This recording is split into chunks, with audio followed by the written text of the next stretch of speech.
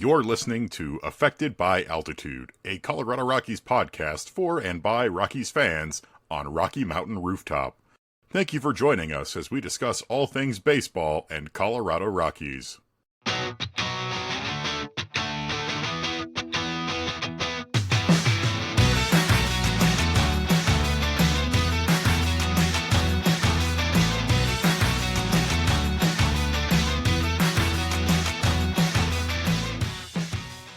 Hello, everybody, and welcome to another edition of Affected by Altitude, a Colorado Rockies podcast, part of the Rocky Mountain Rooftop Network. Proud affiliate of the Fans First Sports Network. I'm your host, Skyler Timmons, joined here once again by Evan Lang. Good afternoon, everybody. Happy Hall of Fame weekend, which is what it is at the time of recording for this episode. Yes, Evan is quite upset that we're having to record this during the speeches. I only missed Ichiro's, which I will watch after this, and the tail end of CC Sabathia's, who was doing a pretty good speech, honestly. Dave Parker's son, Dave Parker II, did an absolutely amazing job. Rest in peace to Dave Parker, who we unfortunately lost a month ago, and he was not able to do his own Hall of Fame speech, but his son did an amazing job. Dick Allen's widow did an amazing job. Billy Wagner's speech was fantastic. Really good year so far. I'm a big fan of this class, and unfortunately for Dick Allen and Dave Parker, their inductions come far too late, and that is a dang shame. But they are at least in the Hall of Fame now. Yeah, it's always that case of, well, I wish it had happened sooner so they could enjoy it more, or like they could enjoy it and like revel in it. But no, at least Dave Parker was alive to have the have the news, so he knew he was a Hall of Famer. No, and just fortunately wasn't able to make it to the ceremony. But hey, he's watching it. Yeah, and it's the same for Dick Allen. His widow mentioned in her speech that at the very least, just a few months before he passed, is when the Philadelphia Phillies called and said that they were going to retire his number in Philadelphia, and he at least got that. And there are far too many baseball players who never get to be part of this moment for them. And it's the same in a lot of professional sports. And that's one of the reasons why we need to savor having them around while they are here. Yeah. And also, writers and stuff need to pick it up here, pick up some of that slack and, give guys their due. Get rid of your pride and, vote for guys. Give everybody a good, long, hard look and give them the recognition they deserve. We're looking at you, guy that prevented Ichiro from being unanimous. Yeah, the fact that Ichiro, the true hit king of baseball, and I will die on that hill, was not a unanimous induction drives me insane. Yeah, well, it is what it is. But yeah, fun stuff, and it's nice. But Larry Walker, I'm sure, was there. And Todd Helton was there. Larry was not there this year. But there were a lot of other guys there. Todd Helton was there. They'll just shift off years. Honestly, that's kind of my thought, is both Larry and Todd are kind of private guys. They don't necessarily love these kinds of big gatherings. So I would not be surprised if it was like they just take turns from year to year. Yeah, fun stuff, and it's nice not having to worry about the Hall of Fame just in general. Like for me, during this off season, I was like, I figure Ichiro will get in, Sabathia probably gets in. Okay, great. Whoever else does. I don't have any ponies in that race. As a historian of the game of baseball, I do care a lot about the Hall of Fame, but I can absolutely agree. It's nice to not have to hinge how I'm feeling on, is Larry Walker or Todd Helton going to get in this year? They're both in, both well-deserved, and, I mean, let's be honest, there's not really going to be a Rockies player that's going to get even close to getting in for quite some time. The next up is probably Nolan Arenado, and we don't know how much longer he's going to play, and then we've got to wait 5 years after that, so. Or if he'll even, or if he'll try to nudge, like, hey, I want a Cardinals hat on. Filthy. My guess, and I've talked to this with some other Rockies writers, is that for quote unquote parity's sake, the Hall will try and get him in a Rockies cap if he gets in, just because that is the team that he played the longest for. But you never know. Yeah, still they take the players' preferences into consideration. So yeah. Anyways, fun stuff with Hall of Fame, but that's not what we're here to talk about. That's not Rockies news. It's not? No, because there is a pretty big piece of Rockies news that happened this week, Evan. There is. Yes, we didn't record a reaction to this because we needed something to talk about today. But the Rockies have made a trade. A pretty notable trade. One that perhaps has come a little too late when it should have happened, but it has happened. And that is Ryan McMahon has been traded to the New York Yankees. Happened just the other day. It was during their off day, so what was that, Thursday? It happened on Friday. And then all that jazz. But he's sent over to the New York Yankees. They get him for the next couple of years, signed through 2027. They take on the whole contract. In return, the Rockies get a pair of pitching prospects, Griffin Herring and Josh Gross, two minor league pitchers who slot into the Rockies' top 30 now. I think Herring is now number 5. And then Gross fits into like the 20s, somewhere like 21, 22, somewhere in there, I think. But yeah, Evan, your thoughts when you see the news that McMahon has been traded? It's funny because I was at work, of course, when the trade went down. It happened in the early afternoon, and I was doing something I was helping somebody move offices. Then all of a sudden my phone buzzed and I take a look at it, and I just sat down in the closest available chair and immediately was like pulling up Slack, pulling up Blue Sky, pulling up everything to go through all of it, because this is a big deal. And it's very sad because, we've watched Ryan McMahon grow up here in Colorado, and it's tough to swallow because it means that the Rockies for the short term are getting worse. And it also means that this is hopefully them finally starting the commitment to the rebuild. Because while this is not an emotionally pleasant move, it is the right move. Mm-hmm. It is the right move for the Rockies, who on paper get a very good return, in my opinion. Griffin Herring was the number 8 overall organizational prospect in the Yankees organization per MLB Pipeline, and Josh Gross was number 21. They immediately place up in the Rockies top 30 of prospects, and they're pretty much exactly what you would have wanted to get out of this trade, is 2 pretty highly regarded young pitching prospects. Both are currently assigned in High A. They will be assigned to High A Spokane. They were with High A Hudson Valley in the Yankees system. I think it was Gross had a very, very brief stint in Double A Somerset last season, but has spent the entirety of this season down in High A. Mm-hmm. Yeah. No, I think for me, this one doesn't, and we'll touch on it in a little bit, but I kind of had the opposite one where it didn't really hit me at all or impact. This wasn't like, I think it's because this was the most expected thing, and you're just relieved that they actually did something because we've seen so much over the last couple of years of the player they need to trade. You can get the return from they're valuable right now. They're not helping you anytime soon.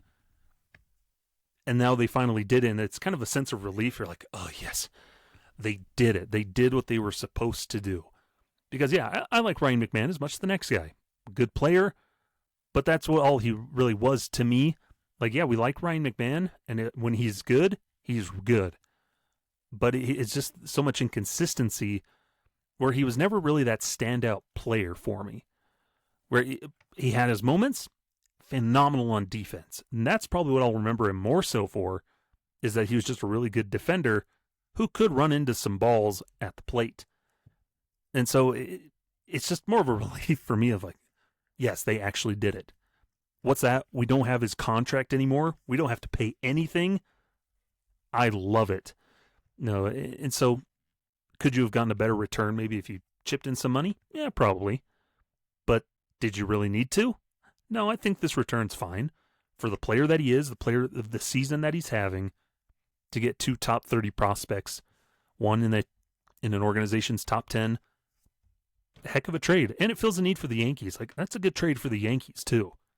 Yeah. No, Not just that he can occasionally run into the ball. Really, the biggest thing that they are getting from Ryan McMahon is his defense, because the Yankees' defense has been terrible. Lost him the World recently. Series. They haven't really had an actual third baseman. They let go of DJ LeMahieu, whose body just couldn't hold up to playing regularly at third base. And Ryan McMahon has already made a couple of spectacular plays at the hot corner for the Yankees. And for me, I definitely agree with what you're saying. There is the relief of, the Rockies did the right thing here. But the problem is, now you have to wait and see if they will continue to do it. Because what you can't have happen is have this be the only trade the Rockies make. Yeah. And we'll touch on that in our next segment, Evan, so don't jump ahead of me, my friend. But it's nice because McMahon, as we knew, it was not a good year for him. And it hasn't really been good for him since the All-Star break, even before last season, where strikeouts have always been run rampant for him when he's in a slump. Now, he set that franchise record for hitless at bats, right? This season. And so it's just the inconsistency. He never rose to the stardom that the team hoped he would. He filled in quite well defensively. He checked every box of filling in for replacing Arenado, replacing DJ LeMahieu at second base. Defensively, he did everything right that he was supposed to, that he could. Extremely valuable. Hopefully he can win a Gold Glove there in the American League. He's always more than deserving of that. The offensive side of things, and we've talked about it a ton, how often did we hear, this is going to be the breakout year for Ryan McMahon. He can hit 30 home runs. His career high is 24. And he's a 240-something career hitter. The on base, you saw him evolve in other aspects where the walk rate and plate discipline became better. He could draw walks while still striking out at quite a bit of high clip. But it was just the consistency of the production is what was always lacking. And it's still valuable, but a change of scenery, I think, is going to do wonders for him. And I'm happy for him. Yeah, and for Ryan McMahon, it's for me, one of the reasons why it's, I think, harder is just he really was like, I watched this guy grow up, and now he's, in his 30s with a wife and kids and all that stuff. And he was, for better or for worse, a leader in the Rockies clubhouse. And he was never, despite his bat never really clicking as we needed it to, he was never really a detriment to the team. Yeah. In all of his years as a starter, he's never posted negative WAR. He's always had positive wins above replacement per baseball reference. Even this year, where his bat pretty bad, he's still worth 1.4 WAR, and a lot of that is because of his incredible defense. And that's something that Rockies fans have been very spoiled by over the last decade or so, is you went from 10 years of Nolan Arenado to, 5 years of Ryan McMahon, both of them absolutely excellent defensive third basemen. And let's not forget that half season of Joshua Fuentes. I had forgotten about that half season. Because Ryan McMahon was playing second, and then he moved over to third. But even then, he was still an astonishing glove. And that's something that the Rockies are going to need to figure out, especially in the short term, is who's going to play third base. Because it can't be Orlando Arcia every day. Yeah. But, there's people waiting in the wings. You've got Kyle Karros down in AAA, who we'll talk about a little bit later. You've got some other third base prospects. But right now, it's going to be tough. And this is something that Purple Row writer Renee Deckert pointed out a couple times, is that losing Ryan McMahon does make the Rockies tangibly worse for at least the rest of this season. Yeah. And then that's, the nature of the beast of where the Rockies are right now. Ryan McMahon's a luxury that they can't afford, or they don't have the luxury of getting to keep. When you're in this position, you lose that privilege to keep him because you have so many things wrong with you. You can't hold on to a player like that because you need to retool. You need pieces. You need more depth. And so, yeah, as much as Ryan McMahon, meant to the organization how much they loved him, it was never a bad union, and it's nice that, it's a trade under nice terms, so, it's not like he hates the Rockies' guts now and that, he's never going to interact with them again. But no, good relations. I know that bridge isn't burned. Yeah, it sounds like the Rockies did a good job, keeping him abreast of everything. Like, the trade wasn't a surprise. It wasn't a blind sight. Doesn't sound like there's any ill will. And to tell you that there really isn't, Ryan McMahon chose his number in New York to be 19 in honor of both his dad, Jim McMahon, and Charlie Blackmon. Mm-hmm. He was apparently very excited to hear that it was available, and that's what he chose to be his number. Yeah. And so, I think in the history of the Rockies, Evan, where is Ryan McMahon eventually going to fall? In the grand scheme of the Rockies, how will people remember Ryan McMahon? I think people are going to remember him as just a pretty good member of the Rockies. Mm-hmm. I don't think, and it's tough to say it, I don't think if the Rockies ever had a team Hall of Fame, which they should, by the way, that he would necessarily be your first choice for that. Mm-hmm. But despite that, he's still pretty up there in terms of, as of right now, he is the 14th best player in team history in terms of wins above replacement, tied with DJ LeMahieu at 16.6. Yeah. Interesting. Yeah, you wonder, it's just going to be interesting because we'll focus so much on the faults. So it was a lot of, for him, it was always the case of never quite reached the potential that we always kept hearing about. It's like, and he averaged out a pretty average to good player, and that's fine. Like, those guys have good careers, but there will always be that question of, well, what if? I mean, there's a lot of guys like that in the Rockies. In the Rockies' all-time top 24 for wins above replacement, the only two that you can really say there's no what if for outside of I wish we had won them a World Series ring, are Todd Helton and Larry Walker. Mm-hmm. Like, there are so many other guys in here.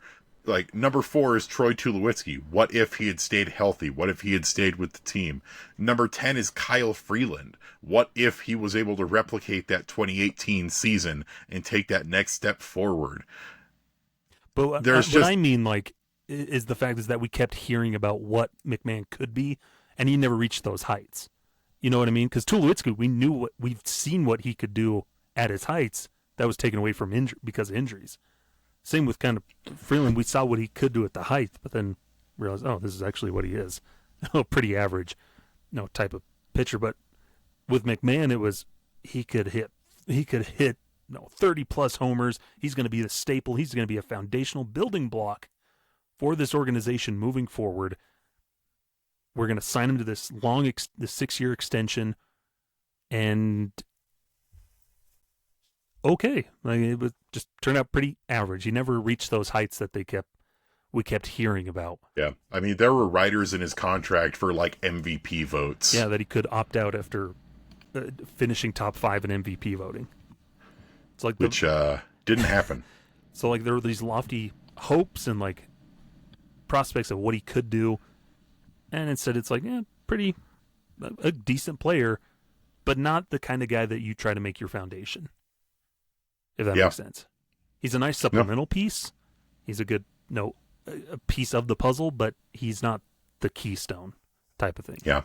His best season came in 2021, where he hit 254, 331, 449 with 23 home runs, 86 RBI, 32 doubles, and a triple. Mm-hmm. And that wasn't even his one All-Star year. Yeah. Which is, and I hate to say it, it's the reason why Ryan McMahon was an All-Star in 2024 was because the Rockies had to have an All-Star. There were no other options. He was an All-Star through the end of May. Yeah, and that's a shame, because that first 2 months of the 2024 season, he was legitimately excellent. Yeah. But then starting in June, he just really trailed off and never really found his footing again. It was that point of, this is the Ryan McMahon we've been hearing about. He's finally doing it. And there's still a lot of good things to say about Ryan McMahon. Yeah. Good leader, good friend, durable.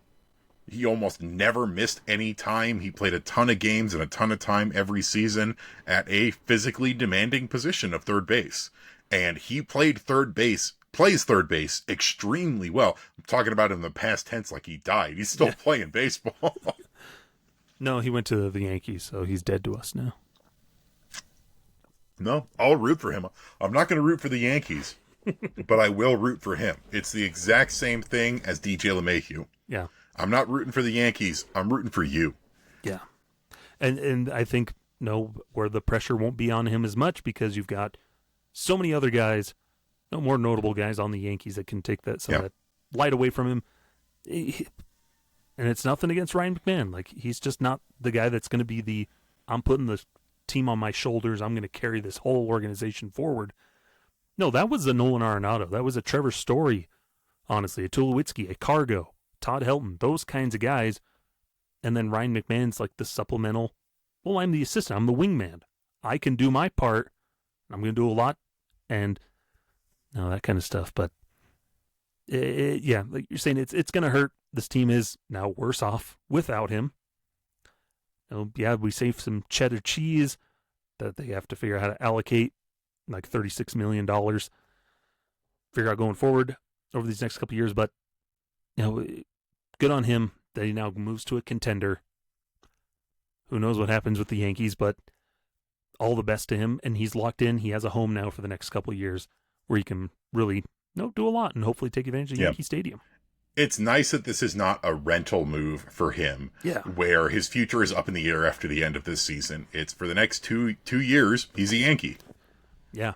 And hopefully, Yankees fans, I know they were upset about it. Oh, we want Suarez, we want Ketel Marte, we want everybody else is the best player on the market. You've solved third base for the next 2.5 years. Yeah, you've got a fundamentally sound, and who knows, like, the Yankees have very good analytics and player development staff. They can probably help Ryan McMahon unlock a little bit more in his game. Like, is he going to be a superstar? No, that's just not who Ryan McMahon is. But he can probably kick things into a new gear and find some good success for y'all. Yeah. And if he pops off like DJ LeMahieu and puts up like an MVP caliber season next year, all the power to him. That's awesome if that happens. And he reaches that potential that he never could with the Rockies. I won't be mad about it. I can think of some people who would be. Yeah, but I'm not going to be mad about it. It's not his fault. But, But we'll go ahead and take a break here. We'll continue more on our conversation about some third base antics and other minor leaguers when we come back. So don't go anywhere here on Affected by Altitude.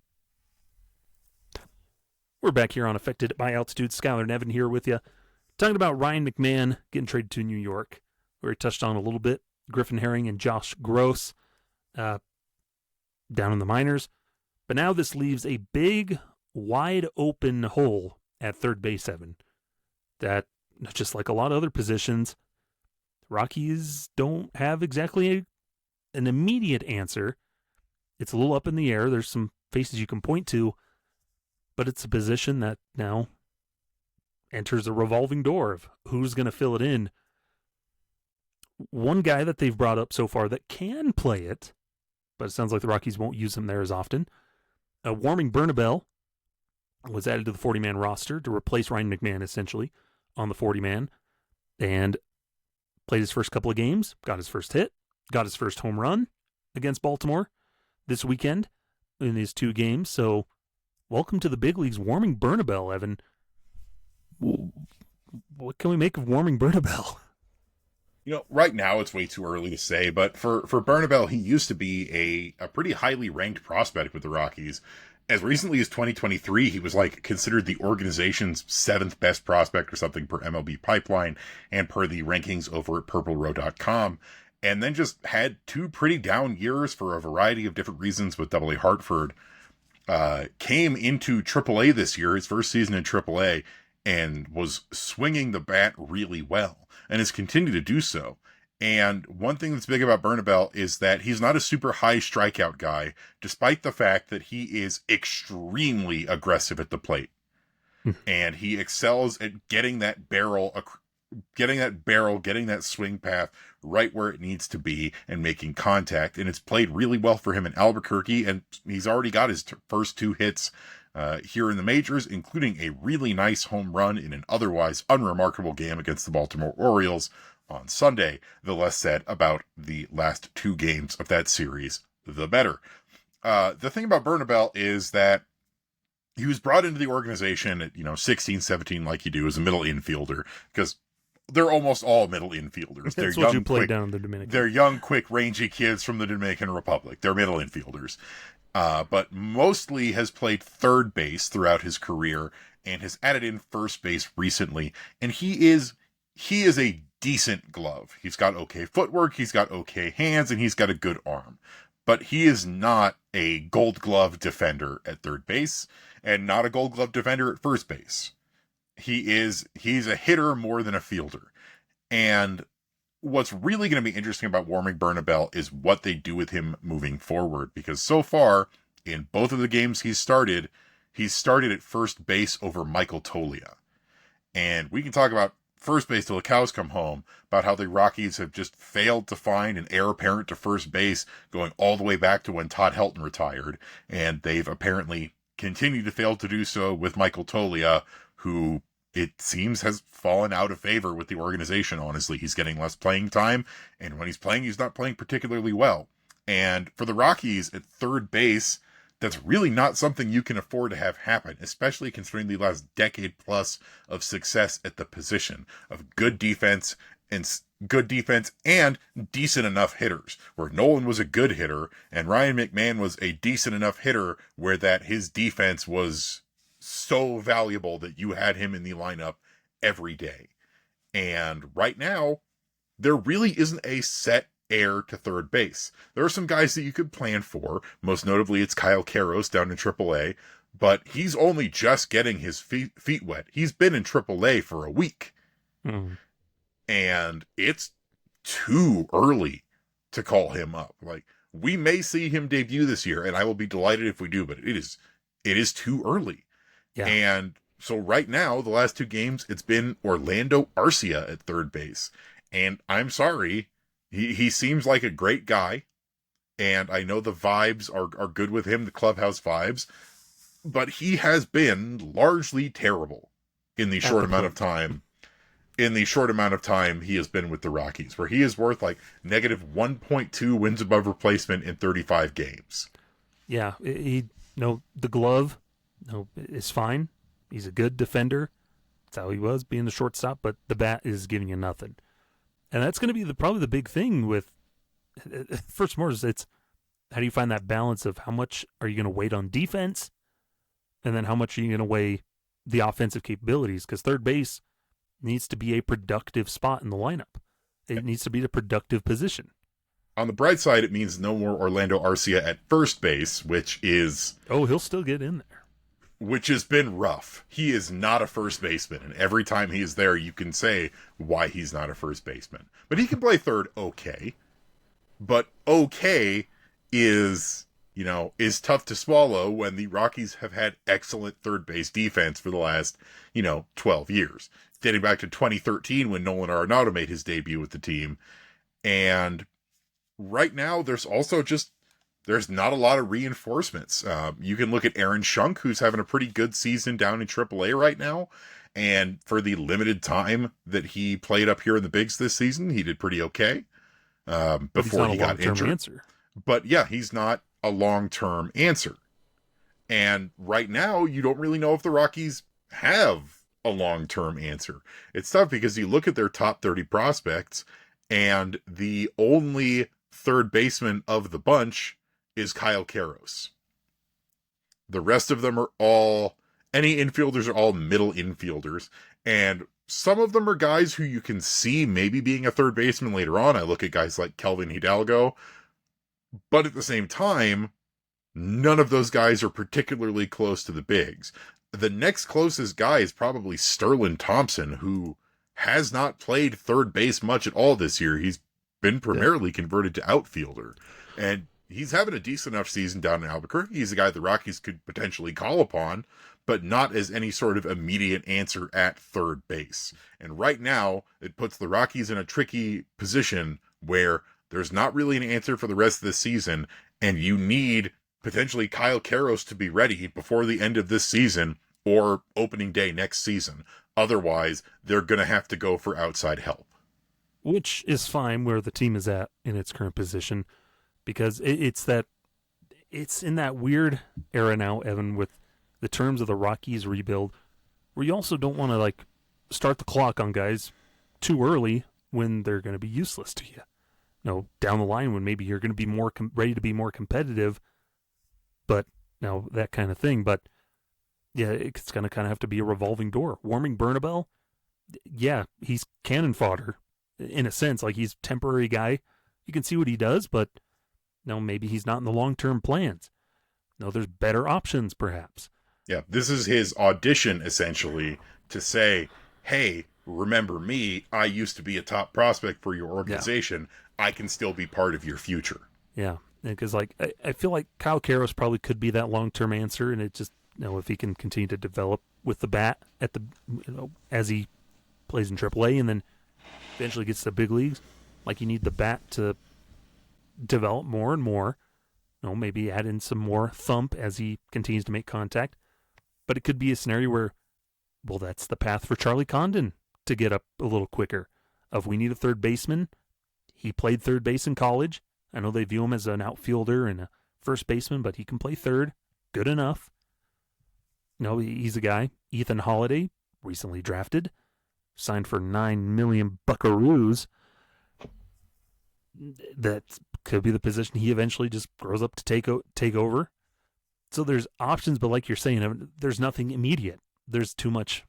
There's guys like 1 or 2 years off to fill in this spot that you need to fill right now with a warm body, and that's going to be the path they take. Kyle Farmer will probably see time there if he's sticking around. Orlando Arcia, if he's sticking around. Ryan Ritter will be back soon. Could you see him get some time over there? There's Tyler Freeman. Could you experiment and say, well, let's throw him over there? Like, you got to experiment to put bodies over there. Otherwise, you'll just put, can Warren Schaefer suit up? Yeah. I mean, for next season, what it'll probably be is if it's not Ritter or Bernabel or Karros or whomever, they're going to have to go and get a 1-year rental kind of guy, like they did with Jose Iglesias when they needed some extra time for Tovar. Yeah. Which, nothing wrong with that, especially considering, like you said, where the Rockies are at right now in this rebuild. And if you can get a guy who wants to play there and can play the position serviceably for a season or so, great. I would not put Tyler Freeman there. I do not think he has the arm strength for third base, and his defense in right field is already quite the adventure sometimes. Well, because he's not an outfielder, though. He's a natural infielder. I understand the arm strength, but you got to get creative, Oh, yeah, and he's got a strong enough arm he can throw from outfield. I think he can make a throw from third base. I think there's going to be experimentation regardless. We'll have a lot more answers after the trade deadline to go, okay, well, here's who we have left. Here's who slots in where. It's tough right now because we've got to wait another few days before the deadline hits, and then you start planning for the future. Yeah. Here's an idea, Evan. Trevor Story opts out. The Rockies signed to play third base. Story could play third base, I think, quite serviceably. But he's never coming back to Colorado. You sign Bo Bichette. We get the whole gang back together. We'll get Holiday up here. We'll get Bichette. No, Helton doesn't have any sons. How long until we can draft Taz? Tulo's boy. I don't know. I have no idea how old he is. Brad Hopp, his boy's making the rounds. That's true. Drake Hopp is going to be in college soon. There you go. The Rockies can just make the nepotism team. Let's get those children. Trying to think of who else is there. Michael Kadire has a boy that's working his way up in whatever baseball world. I think he's in high school still. Justin Morneau have a kid? Is there an Eric Young the third yet? No, the other Eric Young boy is in his 20s now and acting. That's cool. Good for him. But yeah, does Eric Young Jr. have a boy yet to draft? Well, that's what I was saying. An Eric Young the third. Yeah. Eric Young Jr. Jr. But yeah, so it's going to be a revolving door, Evan. It's going to be an interesting puzzle piece that they try to figure out now. Because, like, middle infield, yeah, it's pretty easy to find a little bit of a succession. Same with the outfield options. But the corner infield, both third and first, you're like, who's going to fit in? That's very depressing. So there was an Eric Young the third who unfortunately passed. There you go. That's sad. But yeah, it's gonna be weird.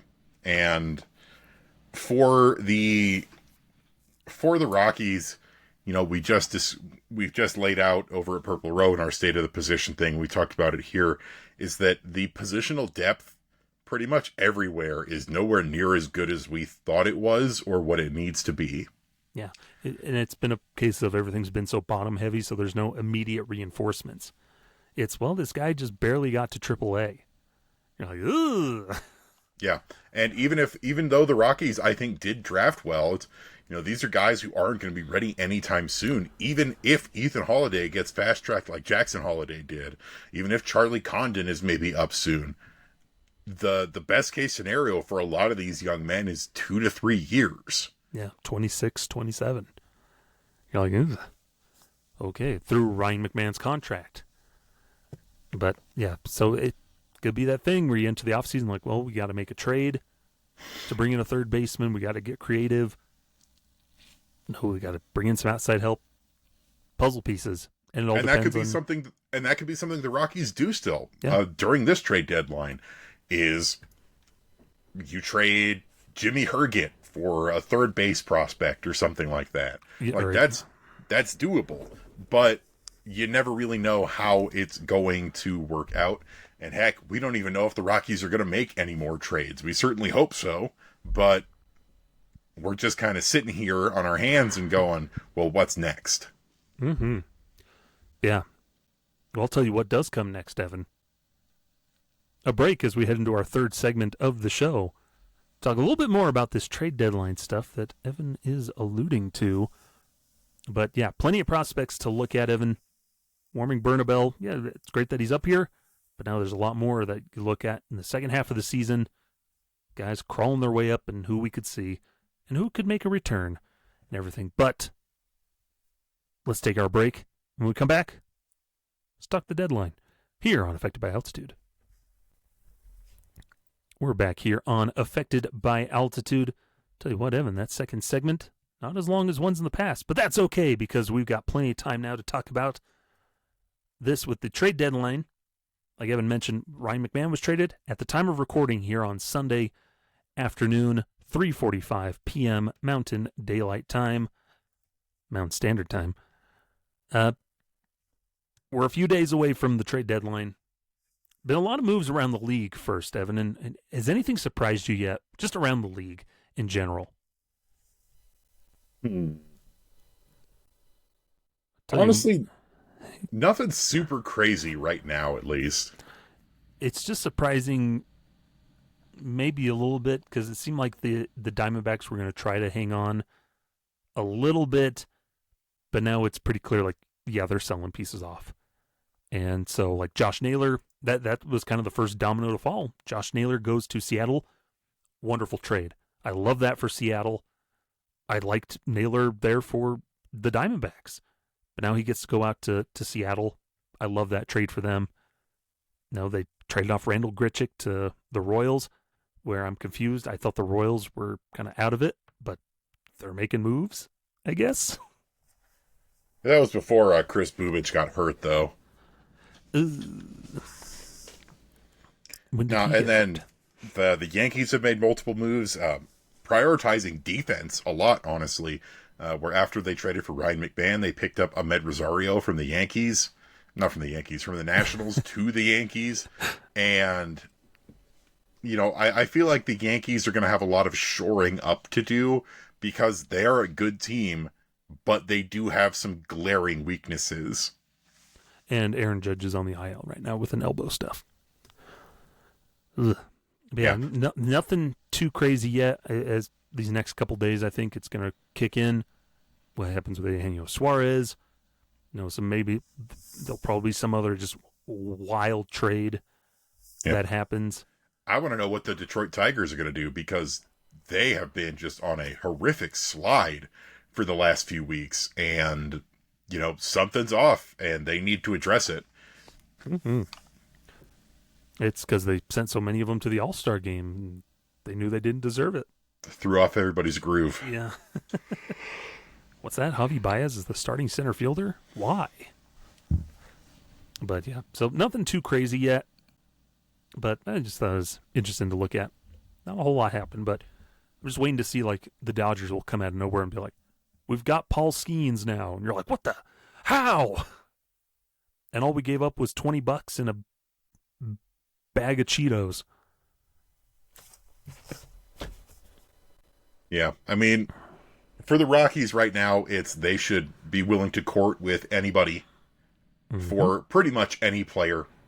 Maybe not the Dodgers, don't make them better, but there are some teams in division that you'd maybe want to consider trading with, especially, maybe the Giants or the Padres who might make a push, or even the Diamondbacks, because while those teams are still trying to compete, we don't know what they're going to look like in a couple of years, versus the Rockies, we know that they're not going to be competitive for the next few seasons. And honestly, if you can power up one of those other teams to take on the Dodgers, you're potentially doing yourself kind of a favor in the long term.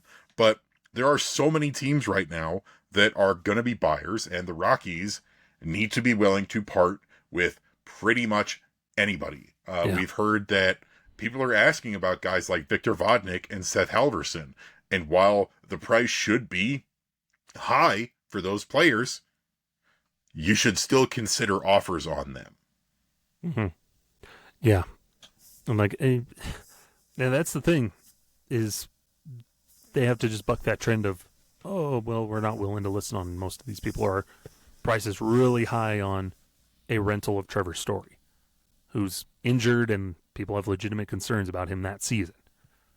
Yeah, it's Jake Bird, most of those relievers, anyone that's not going to be here, anyone that doesn't factor into the next couple of years, especially.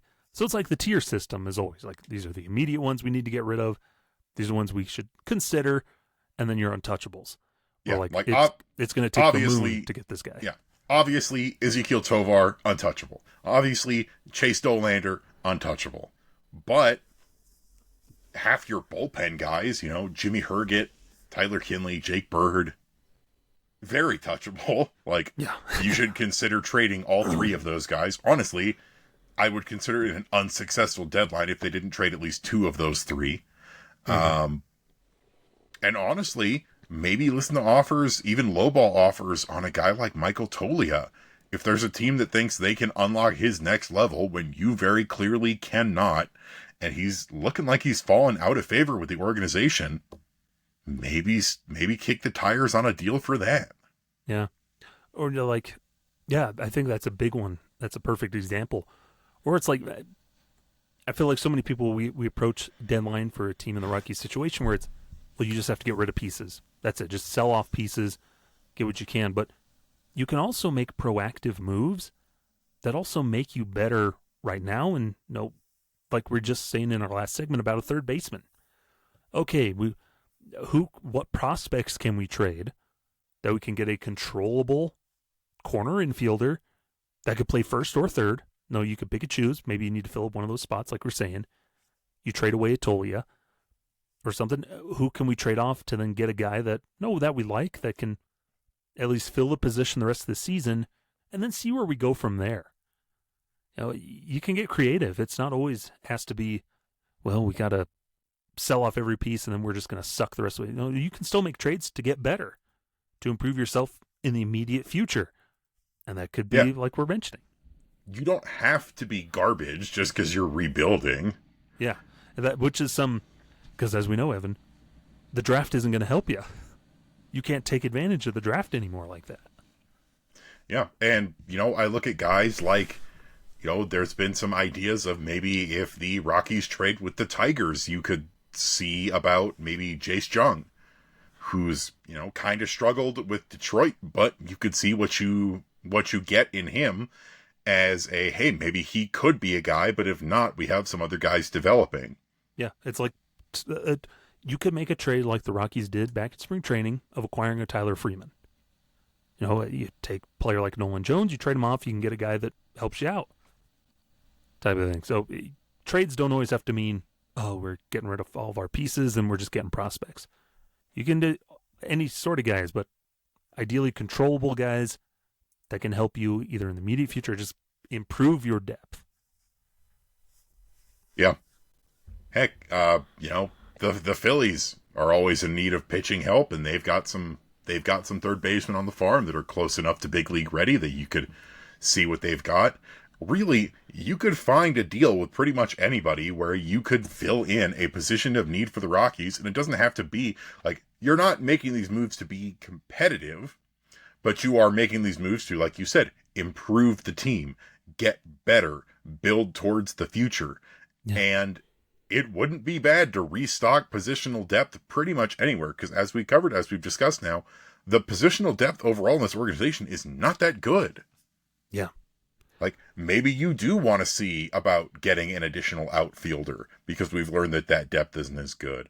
Pitching is always a necessity, and I really like the return that we got in Josh Gross and Griffin Herring, who are probably both more destined to be bullpen guys in the long term, but right now are both starting pitchers in the minors and have some pretty interesting stuff. Herring especially has a really nice slider and a really pretty good fastball, but the whole thing is just addressing positions of need. Think of it this way. It's like when you are playing a franchise mode or a dynasty mode in college football 26 or in MLB The Show or in Madden or whatever, you almost always have a chart that says these are your positions of need. Mm-hmm. And if you really need help at those positions, they're usually red.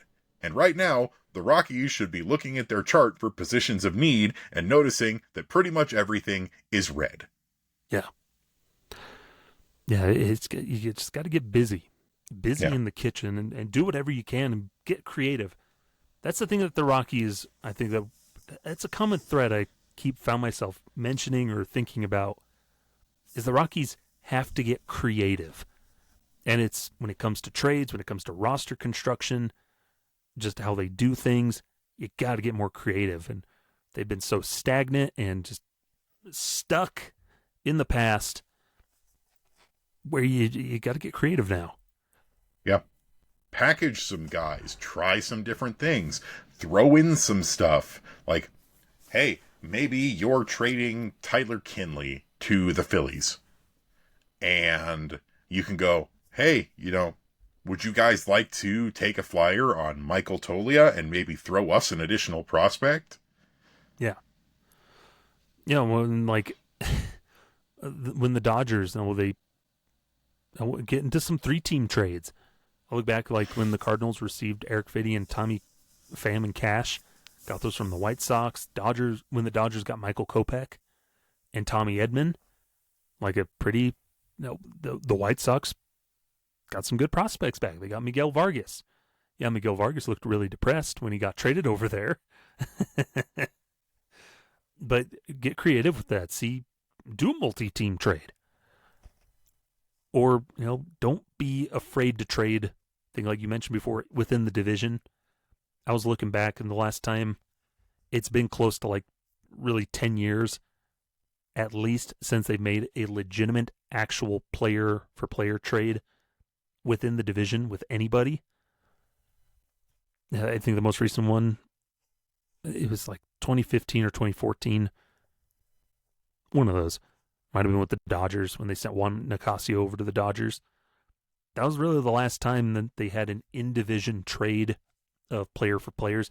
There's been some cash ones of buying a player and like whatnot, but we're not counting those. Hey, the Giants need a second baseman. Maybe see if they're interested in Tyro Estrada. Yeah. You want him back? It'll cost you. But even then though, it's exactly it's be creative and be open. Yeah. None of this insular, none of this tight-fisted, none of this, overvaluing of your own prospects, of your own guys. They did a good job with the Ryan McMahon trade, where they got the Yankees to take the rest of that contract, and they got 2 pretty highly ranked prospects for it at positions of need. Great. But that's not always going to be the case, and you're going to need to get creative, and you're going to need to find some other suitors. The Rockies should be making calls as well, not just waiting for people to call them. They should be ringing up the Tigers and going, boy, have we got a deal for you. You give us Tarek Skubal, and you get Jimmy Herget. What a deal. And just because we like you, we'll throw in Jake Bird. And, heck, that's a position. But, we laugh at that, but the Tigers need bullpen help. They do.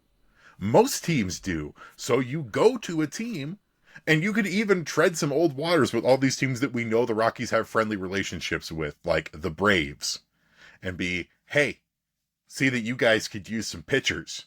How can we interest you in maybe an Austin Gomber paired with Jake Bird or something like that?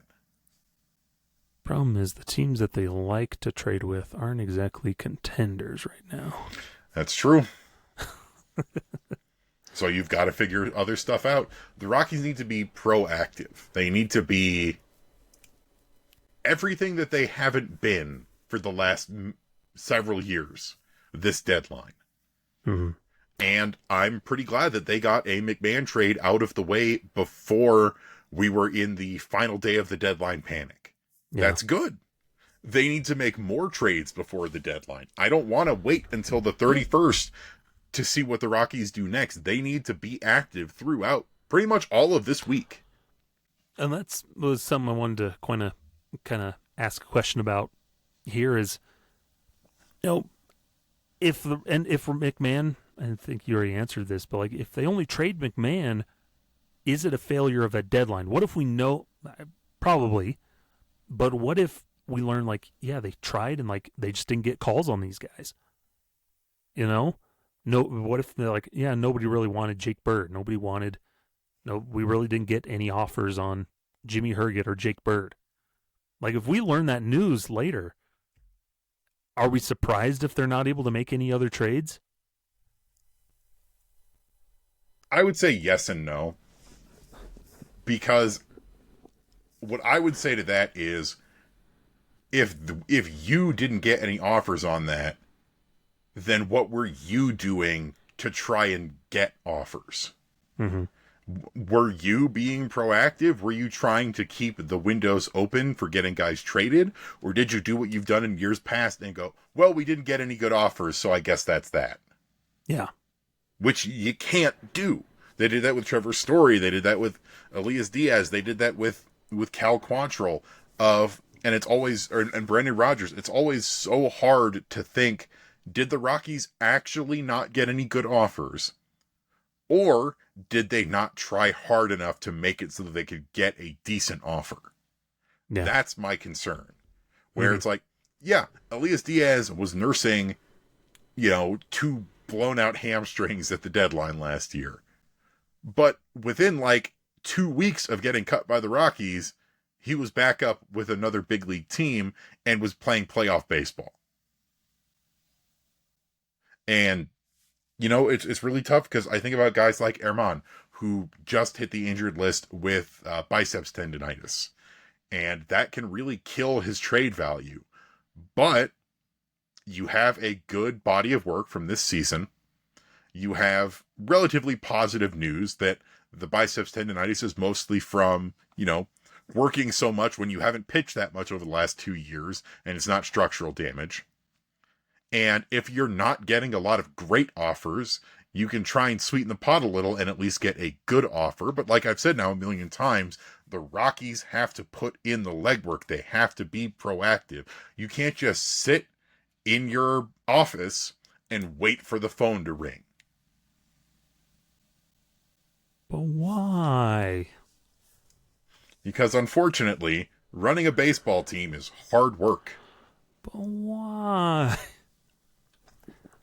Yeah.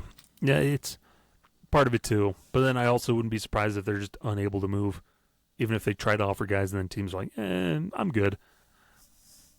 Because ultimately, in order to trade, guys need value. Even some perceived value by another team. And we'll see what happens, but it's... But think of it this way. So this just came across our desk like literally seconds ago. Eric Fetty, who was DFA'd by the Cardinals after a bad start against the Rockies, just got picked up. By the Braves. I think that goes to show you that pretty much anybody can have at least some value. I mean, no, you're not going to get anybody for Orlando Arcia or Kyle Farmer. But pretty much anybody that the Rockies would want to trade, they could probably get something for if they are willing to work for it. And it's also a matter of, like, Eric Fetty, like, the Braves just need warm bodies in their rotation. Which is why the Rockies should be calling the Braves and going, hey, how about Austin Gomber? How about Herman Marquez? How about any of these guys that we have got? I don't know. I just don't see the Braves wanting to do that because they're well out of the race in the NL East. I know, but they've got to gear up for next year. You don't need to... Yeah, but Gomber's a free agent this season. It's like... so. I'm just saying, make the calls. Yeah. Like, it's not the Braves specifically. It's that there are teams out there that you know what they need. You know the Tigers need bullpen help. You know the Yankees need defensive help and bullpen help. You know the Phillies probably want some bullpen guys. But hey, pretty much every team is always looking for bullpen reinforcements. Mm-hmm. Yeah, and it's just a matter of, well, again, it's just how do other... And it's hard because it takes two to tango. And so, who knows? We can keep circling this all day, but it's just hard to tell with the Rockies and their reputation and the players they have. Who knows if other teams even view them as valuable, especially when it comes to pitchers and whatnot. But we'll see. It's happened in the last couple seasons, so who knows? Bill Schmidt's trading for his job, so we'll see what he can do. I don't know. But it's a good place to call it here, Evan. Unfortunately so. Mm-hmm. So, that'll end this episode of Affected by Altitude. Oh my gosh, Evan, we're almost going to keep it on time this time. I can start vamping for... I was about to say, I can vamp for a little bit to get us over the hour mark. No! It's nap time. No, but, Evan, where can the folks find you? You can find me over on purplerow.com, writing the Monday Rock Pile and the weekly Pebble Reports on Tuesdays. Also find me on social media at Blue Sky at evanlang27.bsky.social. Remember that you can find the Rocky Mountain Rooftop Podcast Network on all of your favorite podcasting platforms of choice. That can be Apple Podcasts, that can be Spotify, iHeartRadio, or catch the video version on YouTube. You can also find the Rocky Mountain Rooftop group on your favorite social media platforms, including Blue Sky, Instagram, and the like, and on YouTube at Rocky Mountain Rooftop. That's at ROCKYMTN Rooftop. There we go. It's a nice jacket. You can find me over on Twitter at Skyler Timmons or over on Blue Sky at stimmons13.bsky1.social. Writing Wednesday Rock Piles for purpleroad.com. And writing stuff over at fansfirstsportsnetwork.com, FFSN.com. Be sure to also go check out our Rooftop Mingles, recent one with Kyle Karros, who returned to the show. Kyle Karros Returns, my favorite sequel. Yeah, that was a fun one. You can go check those out. If the Rockies do more, anything like exponential, maybe we'll do another trade recap extravaganza like we did I don't know if we did one last year or a couple years ago.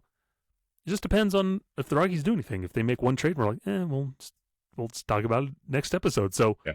Unfortunately, our hands are tied with what the organization actually does. And so we'll see what happens with our. Stay tuned to our social media. We'll probably post something if we do plan on doing something. They're a nice, fun live episode. We've done those before. They're fun. Appreciate people tuning in for our recap one and watching these videos and watch it on YouTube or listening to the audio versions. Appreciate people, and let us know your thoughts on the Ryan McMahon trade in the comments. Let us know maybe some of your predictions, whatever else. We like to hear from you. I know we're not too good at reaching out, but hey, we're doing our best. But we'd love to hear from you. Thanks for tuning in. Until next time, I'm Skyler. That's Evan. This has been Affected by Altitude. Hit 'em with it. Farewell. Ichiro's the true hit king. This has been Affected by Altitude, a Colorado Rockies podcast with Rocky Mountain Rooftop, a proud affiliate of the Fans First Sports Network. Catch new episodes every Monday on wherever you get your favorite podcasts. Be sure to follow us on YouTube as well for video versions of the show.